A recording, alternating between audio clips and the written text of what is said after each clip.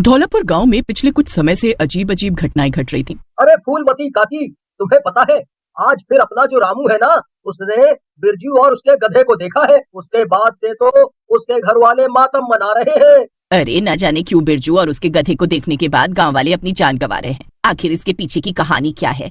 क्या है इसके पीछे का सच, कोई नहीं जानता। जिस तरह से बिरजू और उसके गधे की लाश मिली थी, उस हिसाब से तो ये कहना गलत नहीं होगा कि उसे मारा गया था। लेकिन उसे किसने मारा, इसके बारे में किसी को कोई जानकारी नहीं है। धौलापुर गांव में बिरजू अपनी माँ कलावती के साथ रहा करता था। बिरजू के पास एक गधा था जिससे वो अच्छा खासा खर्चा निकाल लिया करता। लेकिन एक दिन बिरजू और उसके गधे की गांव के जंगल में लाश मिलती है। किसी को कुछ समझ नहीं आता कि आखिर दोनों की मौत कैसे हुई। हालांकि इसी गम में बिरजू की माँ कलावती का भी कुछ महीनों बाद ही निधन हो जाता है और बिरजू की माँ की मौत के बाद ही गाँव वालों की अचानक मौत होने लगती है। अरे आज तो नहीं पीते, आज तो आपको भगवान भी नहीं बचा सकता।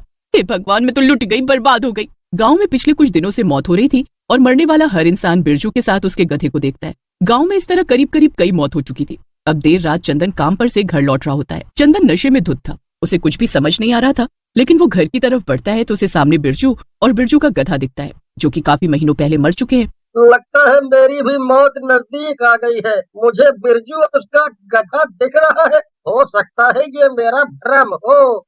तभी वो भूतिया गधा चंदन की तरफ बढ़ता है। अरे अरे, ये तो सचमुच बिरजू और उसके गधे का भूत है। अरे कोई तो मुझे बचाओ, कोई तो मुझे बचाओ। मैं किसी को नहीं छोड़ूंगा, पूरे गांव को खत्म कर दूंगा।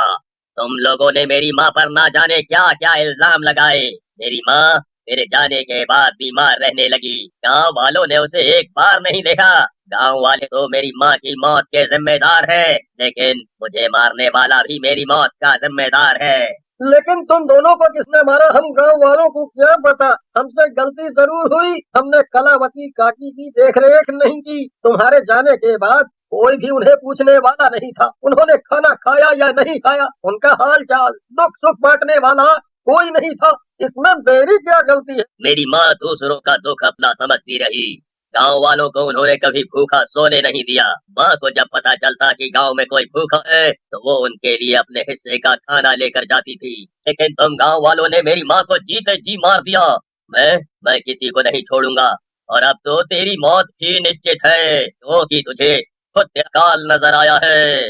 इतना कहने के बाद वहाँ से बिरजू और बिरजू का गधा, जो कि भूत बनकर पूरे गांव में घूम रहे थे और दिखने वालों की कुछ घंटे बाद ही मौत हो जाती थी। उनमें से ही एक था चंदन, जो सुबह तक तो बिल्कुल ठीक ठाक था। अरे चमोली, मैं ठीक कैसे हूँ? मैं जिंदा कैसे हूँ? कल रात जब मैं नशे की हालत में घर लौट रहा था तो मुझे बिरजू दिखा। बिरजू और उसका गधा मुझे मारने की कोशिश कर रहे थे। मैं अब नहीं बच सकता हूँ। इतना कहकर चंदन जोर जोर से रोने लगता है। तभी गांव के लोग वहाँ मौजूद हो जाते हैं। अरे कैसी बातें कर रहा है चंदन, तुझे भी बिरजू और उसका गधा दिख गया है? हे प्रभु, बचा लो इसे।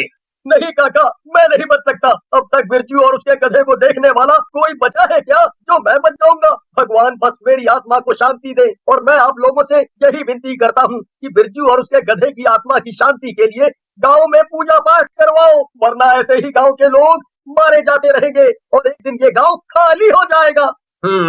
इस समस्या के बारे में हमें मुखिया जी से बात करनी चाहिए। अरे बिरजू तो कह रहा था कि वो सारे गांव वालों से नाराज है, क्योंकि उसके जाने के कुछ महीने बाद ही उसकी माँ चल बसी और उसकी माँ को किसी ने खाना पानी नहीं दिया, किसी ने हाल चाल नहीं लिया। इस बात से वो बहुत ज्यादा गुस्सा है और उसने ये तक कहा है कि उसे मारा गया है, जिसका बदला वो लेकर। चंदन के मुंह से ये सारी बातें सुनकर गांव वाले हैरान थे। अब देर शाम गांव वाले मुखिया के पास पहुंचते हैं और अपनी समस्या बताते हैं। मुखिया जब बिरजू और उसके गधे के बारे में सुनता है तो वो हैरान रह जाता है। पिछले कुछ दिनों से मैं गांव में हो रही मौत के बारे में सुन तो रहा हूँ, और ये तक सुन रहा हूँ कि गांव में जो मौत हो रही है वो कोई भूत प्रेत कर रहा है। लेकिन बिरजू और उसके गधे के बारे में मुझे कोई खबर नहीं थी। अच्छा हुआ तुम लोगों ने मुझे बता दिया। अरे चंदन तो कह रहा है कि बिरजू के भूत ने ये कहा है कि उसे मारा गया है। अब उसे किसने मारा ये कैसे पता चलेगा मुखिया जी?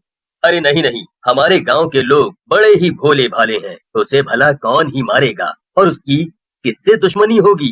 मैं तो मारा जाऊंगा मुखिया जी, क्योंकि मुझे बिरजू और उसका गधा दिख चुका है और इस बात को कई घंटे बीत गए हैं। बस मैं ये चाहता हूँ कि गांव में बिरजू और उसके गधे की आत्मा की शांति के लिए पूजा पाठ कराया जाए। ताकि गांव के लोगों को इन सब से बचाया जा सके। इतना कहने के बाद चंदन गिर पड़ता है और वहीं तड़प तड़प कर अपनी जान दे देता है। ये सब तुम लोगों ने मुझे पहले क्यों नहीं बताया? मुझे तो ये अपनी आंखों के सामने देखकर कुछ भी समझ नहीं आ रहा है कि मैं क्या करूं। लेकिन तुम लोग घबराओ मत, मैं इसका समाधान जल्द ही निकालूंगा। बिल्कुल मालिक, हम यही चाहते हैं कि आप जल्द से जल्द इसका हल निकालिए। इतना कहने के बाद किशनलाल और गांव वाले मुखिया के दरवाजे से लौट जाते हैं। मुखिया जब गांव वालों के मुंह से ये सुनता है कि गांव वालों को बिरजू और उसका गधा दिखता है तो वो परेशान होता है और आंखों के सामने चंदन की हुई मौत के बाद तो मुखिया की रातों की नींद गायब हो चुकी थी। वो बहुत परेशान रहने लगा और एक रोज रात मुखिया अपने नौकर गंगाराम को बुलाता है। इस बारे में तो मैं काफी दिनों से सुन रहा हूँ, लेकिन सच क्या है ये तो मुझे भी नहीं पता। लेकिन तुम्हें ये तो पता है ना कि बिरजू और उसके गधे को मैंने ही मौत के घाट उतारा था। वो दिन तो तुम भी भूले नहीं होगे जिस दिन मेरी बेटी की शादी थी और बिरजू को फूल माला लाने में देरी हो गई थी। बारात दरवाजे पर थी और लड़के वाले हमारी बेइज्जती कर रहे थे। वो इसलिए भी लोगों को मौत के घाट उतार रहा है क्योंकि उसके जाने के कुछ महीनों बाद ही उसकी माँ की मौत हो गई। ऐसा चंदन भी बता रहा था और गांव वाले भी कह रहे हैं। तुम जा सकते हो, रात बहुत हो चुकी है, तुम्हारा यहाँ रुकना सही नहीं। मुखिया कुर्सी पर बैठे बैठे सोच में डूबा होता है और उसे कुर्सी पर ही नींद आ जाती है। तभी अचानक से मुखिया के कानों में आवाज आती है और मुखिया हड़बड़ाहट में उठता है। तभी मुखिया को सामने बिरजू का भूत नजर आता है जो अपने गधे के साथ वहाँ खड़ा था। और मैंने जो अपनी जान गंवा दी, अपने साथ अपनी माँ की जान भी गंवा दी और मेरा प्यारा भोलू उसे भी तुमने मार डाला। अरे उस बेजुबान जानवर की क्या गलती थी? तुम लोगों ने सही नहीं किया। एक छोटी सी गलती के लिए मेरा परिवार उजाड़ कर रख दिया। तुझे तो पता है ना मैं अपनी इकलौती बेटी से कितना प्यार करता हूँ। उसकी माँ जब से गई तब से मैं उसका माँ पिता सब कुछ बना हुआ हूँ। अच्छी बात है कि तुम्हें पछतावा हो रहा है और तुम्हें इस तरह गिड़गिड़ाता हुआ देखकर मुझे बहुत खुशी हो रही है। लेकिन गांव वाले जो भी कह रहे थे वो बिल्कुल सच है। चलो अब तुम्हारा समय आ गया है। इतना कहकर बिरजू का भूत वहाँ से गायब हो जाता है। मुखिया को अब और भी नींद नहीं आती और वो अगली सुबह सुबह गांव वालों को इकट्ठा करके गांव वालों के सामने हाथ जोड़कर सब कुछ बता देता है। हम सभी आपको अपना करता धरता मानते रहे, लेकिन आपने क्या किया? बिरजू के परिवार को खत्म कर दिया। उस बेजुबान जानवर की क्या गलती थी? आपके साथ जो भी हो रहा है सही हो रहा है। हम लोगों को बिल्कुल भी दुख नहीं है कि आप इस गांव को छोड़कर जा रहे हैं, इस दुनिया को छोड़कर जा रहे हैं, क्योंकि आपको आपके किए की सजा मिलने वाली है। तभी तो मैंने आप सभी को यहाँ इकट्ठा किया है और अपनी गलतियों का पश्चाताप कर रहा हूँ। मुखिया गांव वालों के सामने अपनी गलती कबूल कर चुका था। दूसरी तरफ अचानक से मुखिया गिर पड़ता है और उसकी वहीं तड़प तड़प कर मौत हो जाती है। मुखिया की मौत के बाद गांव वालों को सब कुछ पता चल चुका था और बिरजू के साथ उसके गधे को भी मुक्ति मिल जाती है और उस दिन के बाद गांव में फिर किसी की मौत नहीं होती।